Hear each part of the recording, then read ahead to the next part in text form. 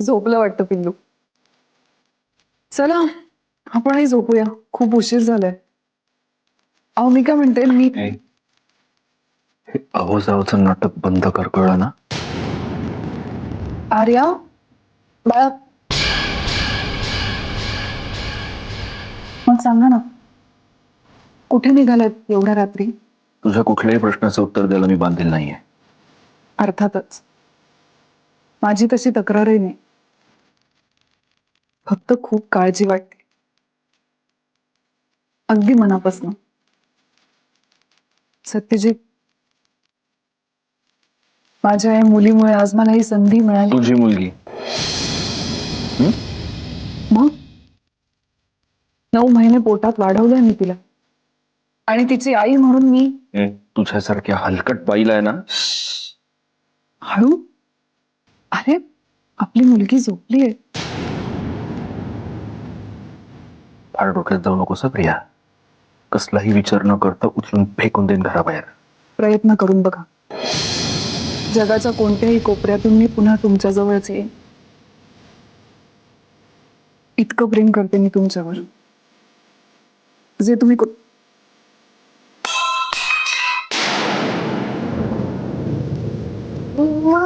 हा? काय झालं? काही नाही झालं बाळा, काहीच झालं नाही. आणि बाबा कुठे चाललेत?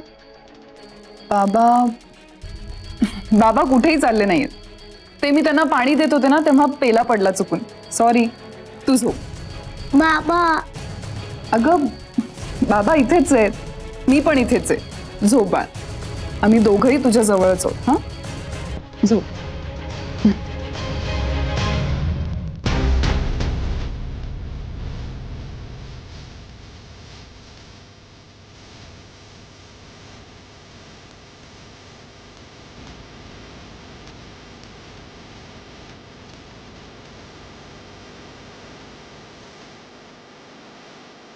पण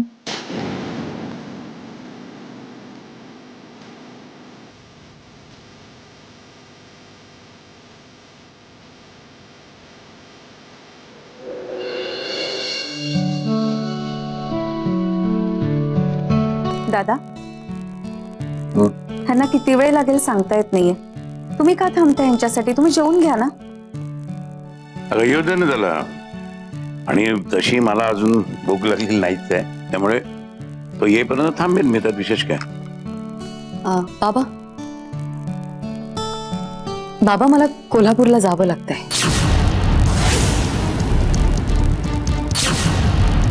कोल्हापूरला? हो, मी मागेच सांगितलं होतं ना तुम्हाला की मला अजून एकदा जावं लागेल म्हणून. काय झालंय, मी ज्या ज्वेलरी शोरूमचं डिझायनिंग करायचं ठरवलं होतं त्यांचं शोरूम कम्प्लीट झालंय, त्यामुळे आता इंटिरियरसाठी जावंच लागेल ना मला. कोल्हापूर?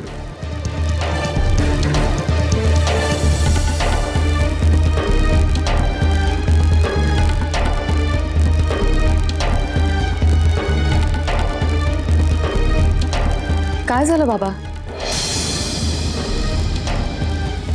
कसला विचार करताय तुम्ही? हे तुझं अचानकच ठरलंय ना? अचानक नाही, जावं तर लागणारच होतं ना मला. तर ठीक आहे, पण सत्यजित मुदळकर हॉस्पिटलमध्ये येऊन भेटल्यानंतर तुला लगेच कोल्हापूरला जावं लागतंय? बाबा प्लीज.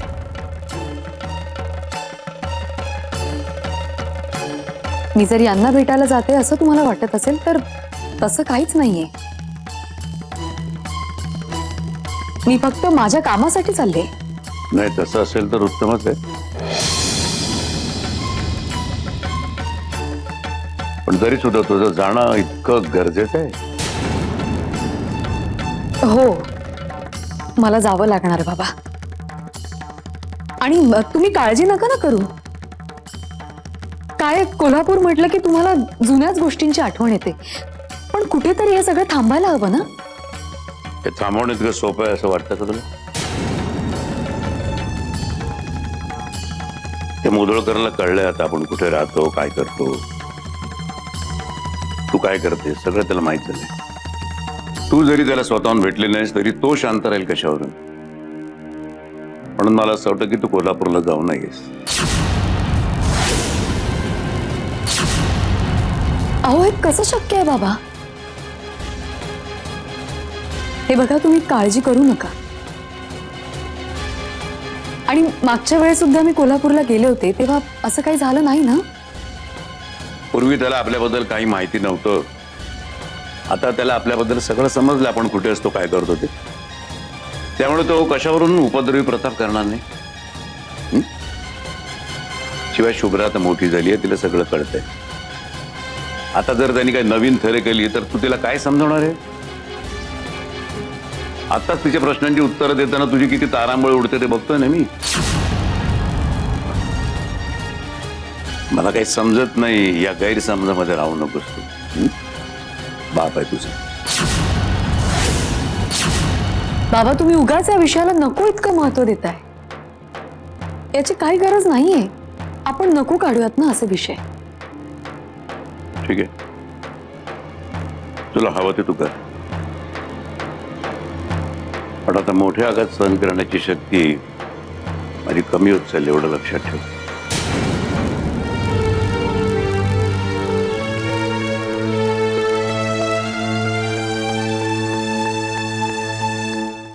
तू काळजी नको करूस.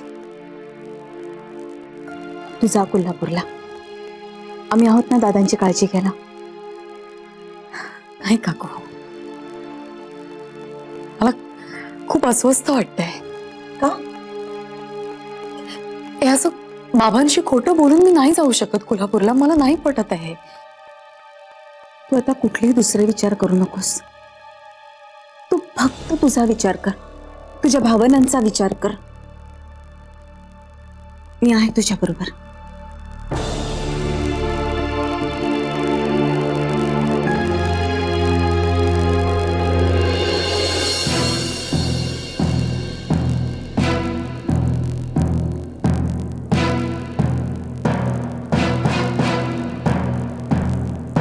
I am sorry.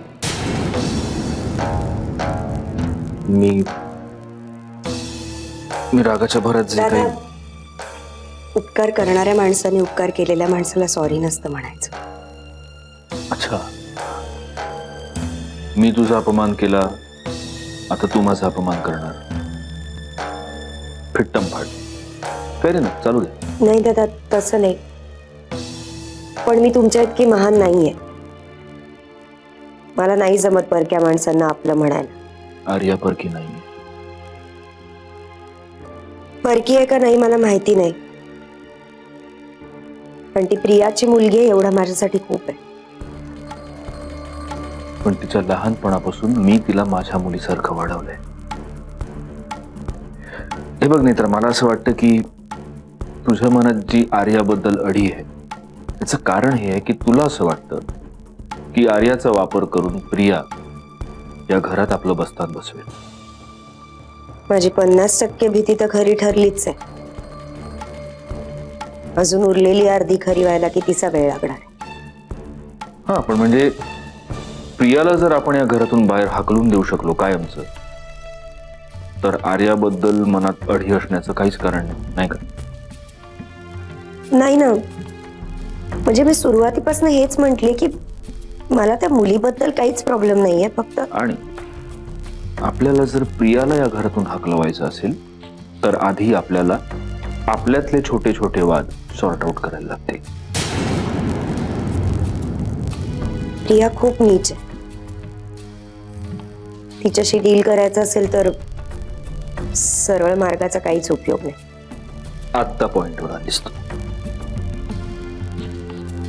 पण सरळ मार्ग सोडून वाकडा मार्ग कसा पकडायचा हे तुला खूप चांगलं कळतं, मला खूप चांगलं कळतं.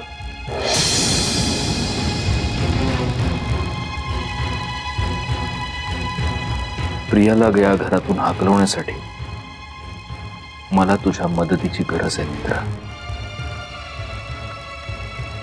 आय एम ऑलवेज देअर दादा.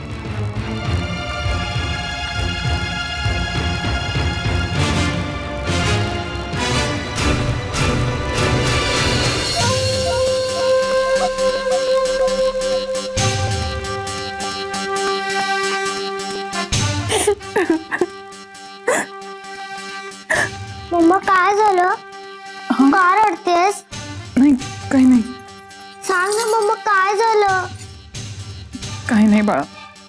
तू पाहिलंस ना घरातले सगळे कसे वागतात माझ्याशी. तुझे बाबा सुद्धा. म्हणजे बाबांनी काय केलं काही नाही. तुझे बाबा ते मला बोलले की काय बोललो? कळू दे मला मी काय बोललो. खरं तर ना ते माझ्याशी काही बोलतच नाही. हा प्रॉब्लेम आहे. बाबा तुम्ही का नाही बोलत मम्माशी आर्या सोनू जा बाहेर युवी बरोबर जाऊन खेळ. मला बोलायचं ना माझ्या. पळ पळ पळ पळ.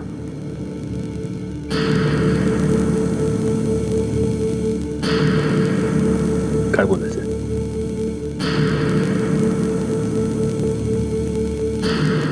हे बघ तू डिवोर्सी आहेस. मी डिवोर्सी विधवा टाकलेली. काय हवं ते समज. थोडक्यात काय तू एकटा आहेस मी एकटी आहे. दोघं एकत्र आलो तर सुखाने संसार करू. एकमेकांना सुखात ठेवू. प्रॉब्लेम काय आहे? प्रॉब्लेम एवढाच आहे प्रिया की तू एक अत्यंत नीच आणि हलकट बाई आहेस. माझ्यावर जेव्हा प्रेम केलं होतंस तेव्हा तर असं कधी नव्हता बोललास. तुझ्यावर मी कधीही प्रेम केलं नव्हतंस माहितीये मला. पण मग आता कर ना. It's never too late. Satyajit मला फक्त एक संधी दे. मी तुला प्रेमात पाडीन. किती रखरखीत आयुष्य जगतोयस तू. यू डोंट डिझर्व ऑल दिस. मंजिरी सारख्या फालतू बाईसाठी तू मंजिरीचं नाव घेण्याची हिंमत सुद्धा करू नकोस. मी घेतच नाहीये. पण तुझं नाव तिने 7 वर्षांपूर्वी टाकलंय हे तुला कळत नाहीये. हे माझं दुःख आहे. मग तुझ्या माहितीसाठी सांगतो प्रिया, मंजिरी आणि मी पुन्हा एकत्र येतोय.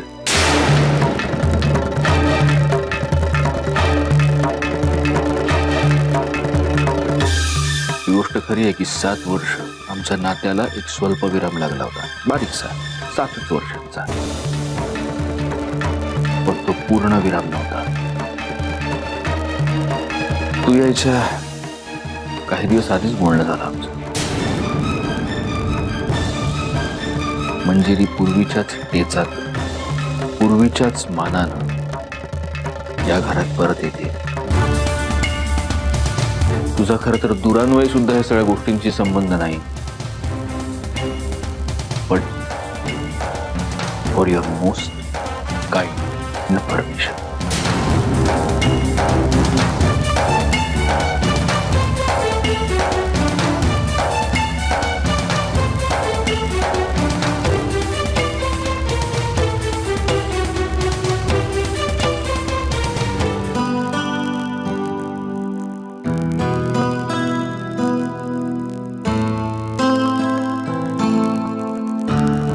अरे वेळ लागलाय की मनातल्या मनात स्वतःला जोक सांगून असतोस.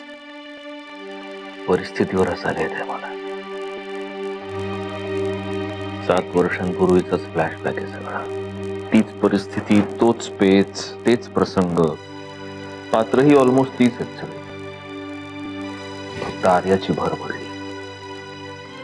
त्या बिचारीला तर कल्पनाही नाही की हे सगळं कशासाठी चाललंय, काय चाललंय. मला भीती वाटते. आणखी काही दिवस हे असंच चालू राहिलं तर मी आर्याला कायमचं गमावून बसेन. असंच ना? शक्यता नाकारता येत नाही.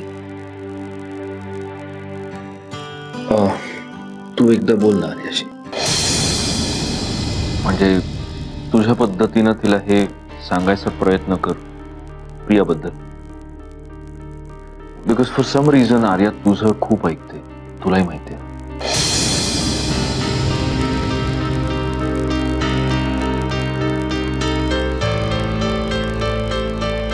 मी बोलले रे तिच्याशी. कधी काय म्हणजे काय कधी नंतर सांगेन. नंतर काय नंतर सांगेन. नंतर काय आपण बोलतोय ना आता, मग सांग ना आता काय बोलणार नंतर तुझं? सांगेन असं म्हटल्यानंतर तू का हट्टीपणा करतोस?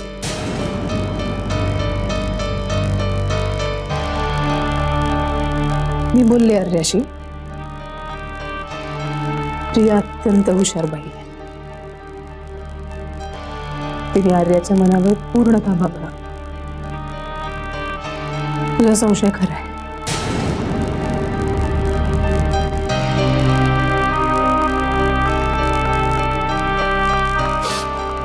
तुला आणखीन एक महत्वाची गोष्ट सांगायची होती. मी मंदिरीला भेटलो.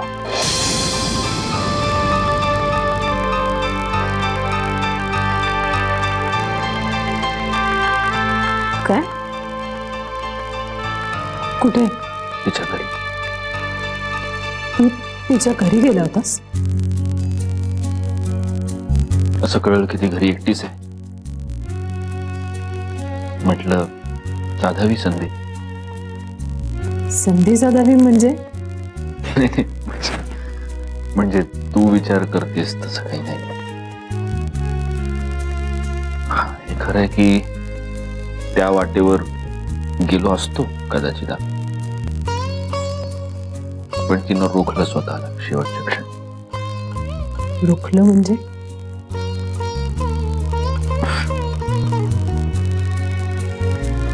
एवढंच सांगेन की बर्फ अजून पूर्णपणे वितळलेला नाहीये,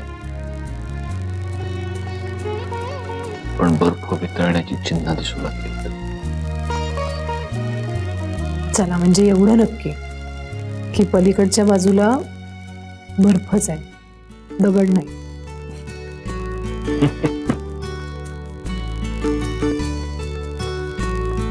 इथे येताना विचार करून आलो होतो की आता सगळं सोपं होईल. आणखीन थोडा प्रयत्न करेन मंजिरीला घरात परत आणेन. पण घरी येऊन बघतो तर काय, प्रिया चाललेली आहे. आता तर प्रियाला हाकलणं जास्तच गरजेचं आहे. Any cost.